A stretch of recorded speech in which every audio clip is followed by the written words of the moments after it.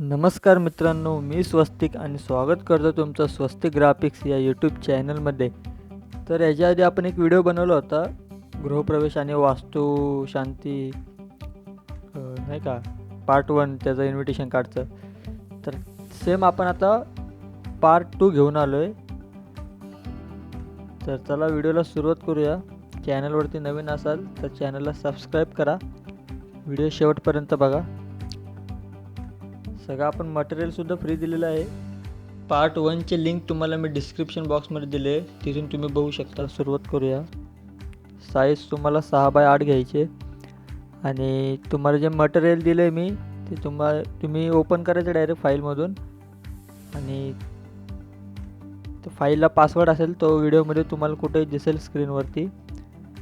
तर तुम्हाला तुमच्या कीबोर्डवरती Ctrl+I करून हे बॅकग्राऊंड पहिलं इम्पोर्ट करून घ्यायचं आहे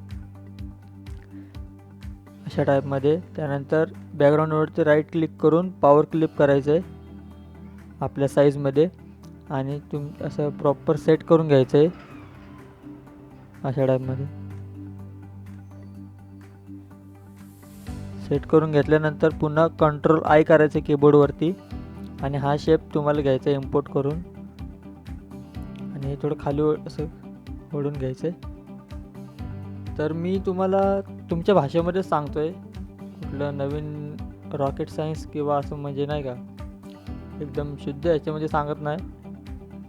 पुन्हा Ctrl+I करायचं आहे आणि तोरण जे आहे PNG ती तुम्हाला ॲड करून घ्यायची इथं आणि शिफ्ट प्रेस करायचं आहे. तोरण आणि बॅकग्राऊंडला शिफ्ट प्रेस करून टी कमांड द्यायची, टी दाबायचं कीबोर्डवरती म्हणजे एकदम टॉपला येईल ते.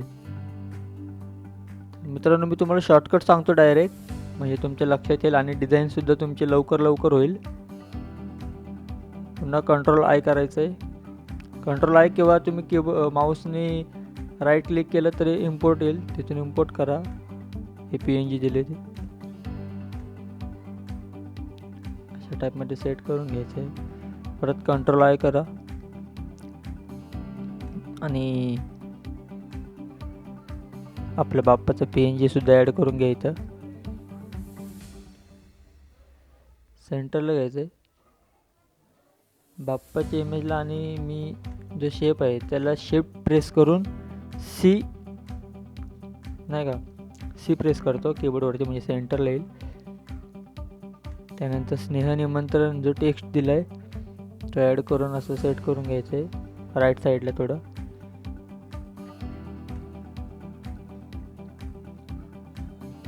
असं सेट करून घ्या. ते नाव दिसलं पाहिजे एवढं तरी मोठं ठेवा नाही का. त्यानंतर पुन्हा Ctrl+I करून पूजेचं PNG दिलं आहे ते पण ॲड करून घ्या अशा टाईपमध्ये. आता मी काय केलं, ते पूजेचं PNG ते आणि ते स्नेह निमंत्रण ते शिफ्ट प्रेस करून दोन्हीला क्लिक करून कीबोर्डवरती E प्रेस केला म्हणजे इक्वल झालं ते नाही का, समोर आलं अलाईनमध्ये, कारण अलाइनमेंट खूप गरजेची आहे ना. त्यानंतर हे जी लाईन आहे ती इम्पोर्ट करून घेतले, ते पण मी असं एक सेट करून घेतो.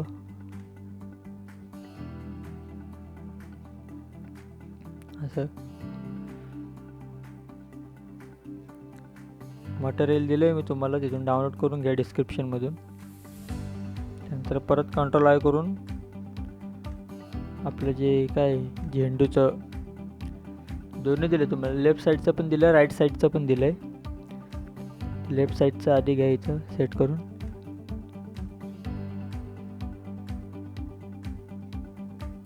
परत Ctrl+I करा आणि राईट साईडचं घ्या.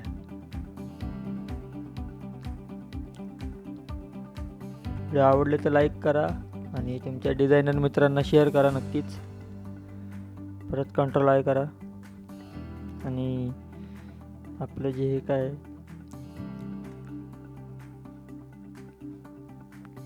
मेन टेक्स्ट आहे ना तो इम्पोर्ट करून घ्या.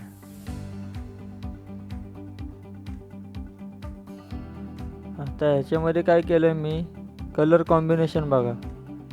बॅकग्राऊंडला जो कलर आहे त्याच्यावरती जो कलर मॅच होईल तो कलर घ्यायचा आहे तुम्हाला. तर मी त्याची शायरी घेतो खाली, म्हणजे जे काय थोडं कॅप्शन असतं ते, ह्याच्याने डिझाईन अजून शार्प होते, म्हणजे बघताना अट्रॅक्टिव्ह वाटते नाही का. सेट करून घ्यायचं आहे. म्हणून चॅनल नवीन आहे, आपल्याकडून काही चूक झाली तर समजून घ्या.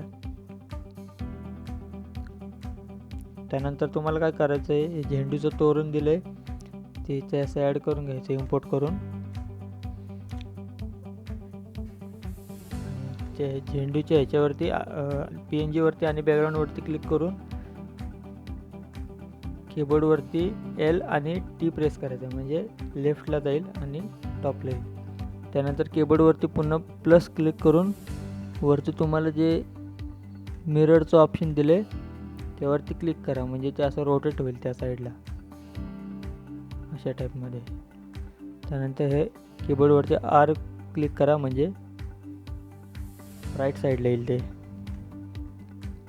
आणि दोन्ही सिलेक्ट करून नंतर मग तुमच्या कीबोर्डवरती कंट्रोल पेज डाऊन करा, म्हणजे ते तोरण आहे ना त्याच्या मागे जाईल, असं बघा, अशा टाईपमध्ये. म्हणजे बघताना एकदम जरा रिअलिस्टिक वाटेल. त्यानंतर मध्ये स्पेस जो राहिला आहे तिथं तुम्हाला ॲड करायचं आहे अजून. तर आधी मी मोरपंख इथं ॲड करून घेतो, जरा बघताना थोडं डिझाईनला शाईन येते नाही का.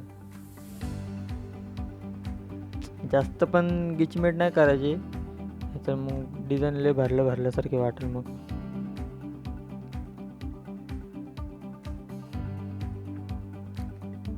असं सेट करून घ्यायचं. पुन्हा कंट्रोल I करा आणि जे हे दिले तुम्हाला शेप, निमंत्रक वगैरे सगळे ॲड करून घ्या. निमंत्रक, कार्यक्रम स्थळ,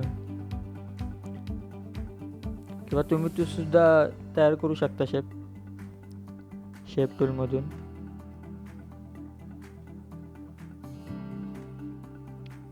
शेप टूलवरती जर व्हिडिओ पाहिजे असेल तर नक्की कमेंट करा, आपण त्यावरती सुद्धा ट्युटोरियल घेऊन येऊ, सगळे शेप कसे बनवायचे.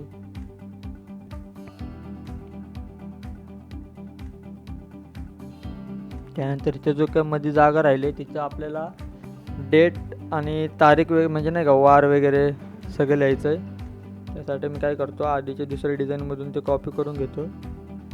मी तुमचं जे काही कस्टमरच्या ऑर्डरनुसार जे काय असेल तिथं ते सिलेक्ट करा. तर माझा असं होतं मजकूर, तर मी घेतला इथं.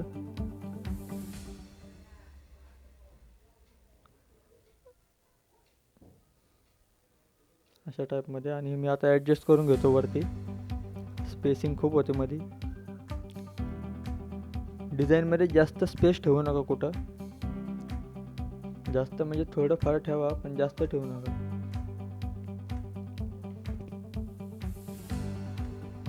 आता मी निमंत्रक आणि कार्यक्रम स्थळ सगळं सेट करून घेतो.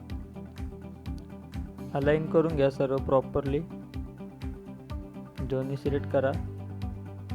इथं तुम्हाला आता टेक्स्ट तुम्ही केलं ना टाईप, इथं नॉन असेल नाही का अलाइनमेंट, तिथं तुम्हाला सेंटर करायचं आहे, म्हणजे असं सेंटरला येईल ते टेक्स्ट.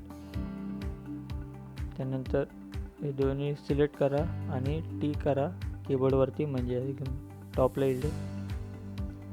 त्यानंतर परत कंट्रोल I करा कीबोर्डवरून, आणि लाईन आर्ट दिले ना ते खाली ते टेक्स्टच्या ॲड करून घ्या.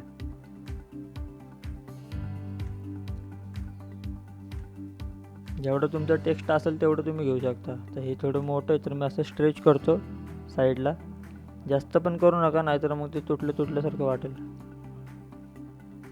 अशा टाईपमध्ये. आणि सेंटरला घ्या ते टेक्स्टच्या. अशा प्रकारे आपली डिझाईन झाली. थोडं ॲडजस्ट करून घेतो माझ्या पद्धतीनं.